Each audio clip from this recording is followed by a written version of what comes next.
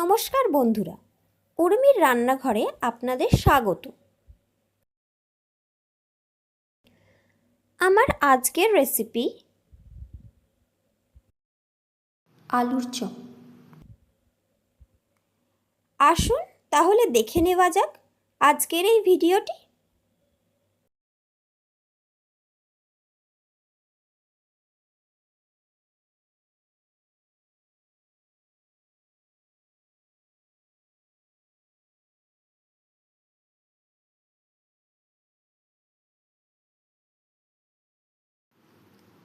তার জন্য প্রথমে কড়াইতে সর্ষের তেল দিয়ে দিলাম। এতে কিছু ফোড়ন দেব। লাল সর্ষে, মৌরি, জিরে, তেজপাতা, মেথি, 2-4টে মেথির দানা, 2টো ছোটো এলাচ। এবারে এই পুরো ফোড়নটা তেলের মধ্যে দিয়ে দেব।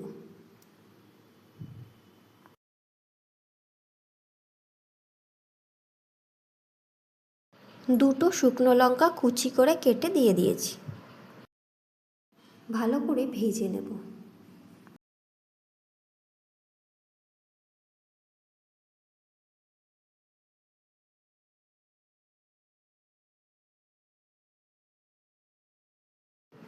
ভাজা হয়ে গেছে। এবার একটা মিডিয়াম সাইজের পেঁয়াজকে কেটে নিয়েছি, সেই পেঁয়াজটা এর মধ্যে দিয়ে দিলাম। দিয়ে ভালো করে ভেজে নিতে হবে।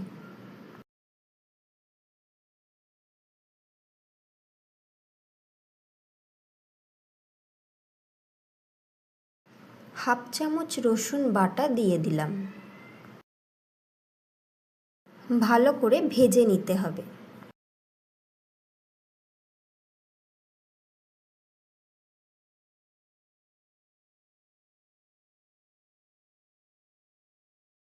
হাফ চামচ আদা বাটা দিয়ে দিলাম ও 4টে কাঁচা লঙ্কা কুচি করে দিয়ে দিলাম।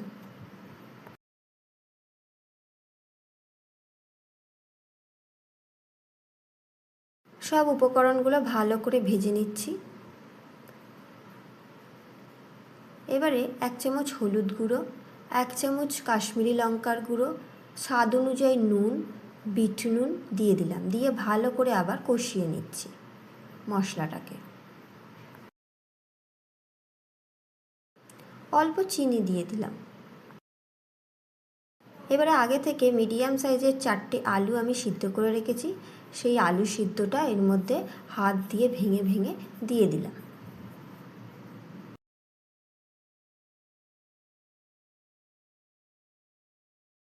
হাফ চামচ ভাজা মশলা গুঁড়ো দিয়ে দিলাম। আবারও সব উপকরণ মিশিয়ে নিচ্ছি। ভালো করে আলুর সাথে মেশানো হয়ে গেছে। আর আলুর চপের পুর রেডি। এবারে বেসনের ব্যাটারটা গুলে নেব। তার জন্য আমি এখানে 1 কাপ বেসন নিয়ে নিয়েছি। স্বাদ অনুযায়ী নুন দিয়ে দিলাম, 1 চামচ হলুদ গুঁড়ো দিলাম, 1 চামচ কাশ্মীরি লঙ্কার গুঁড়ো, স্বাদ অনুযায়ী চিনি অল্প, হাফ চামচ জোয়ান আমি এখানে হাত দিয়ে ক্রাশ করে দিয়ে দিলাম।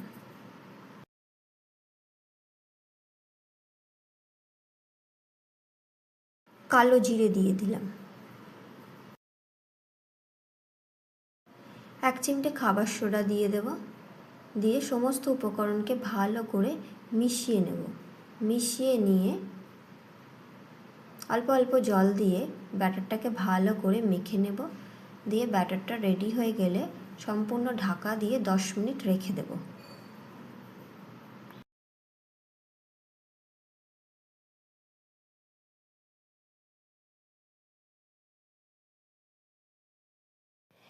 এবারে আলুর পুরটাকে একটু একটু করে হাতে নিয়ে প্রথমে আগে গোল করে নেব, তারপরে চ্যাপ্টা করে শেপ দিয়ে নেব। এইভাবে প্রতিকটা গড়ে নিতে হবে। তারপরে এই শেপ দেওয়া হয়েছে, আর একটুখানি 2 হাত দিয়ে চেপটে দিতে হবে। দিয়ে 2 দিকে একটু বেসনের গুঁড়ো লাগিয়ে নিতে হবে। তারপরে বেসনের যে ব্যাটারটা গোলা হয়েছে সেই ব্যাটারটা আবারও ফেটিয়ে নিতে হবে। ফেটিয়ে নিয়ে ওর মধ্যে চুবিয়ে কড়াইতে সাদা তেল দিয়ে, সাদা তেল গরম হলে একটা একটা করে আলুর চপের পুরটা নিয়ে বেসনে ডুবিয়ে এপিট ওপিট দিয়ে ভালো করে ভেজে নিতে হবে দুপিঠ।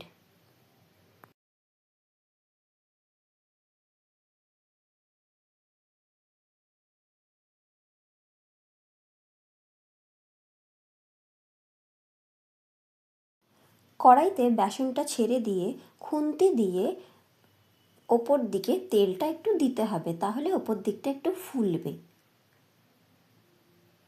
দুপিঠই একটু ফুলবে।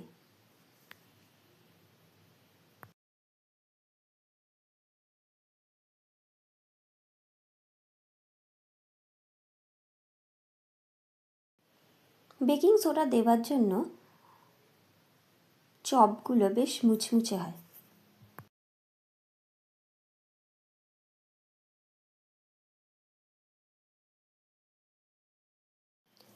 এইভাবে প্রতি কটা ভেজে নিতে হবে।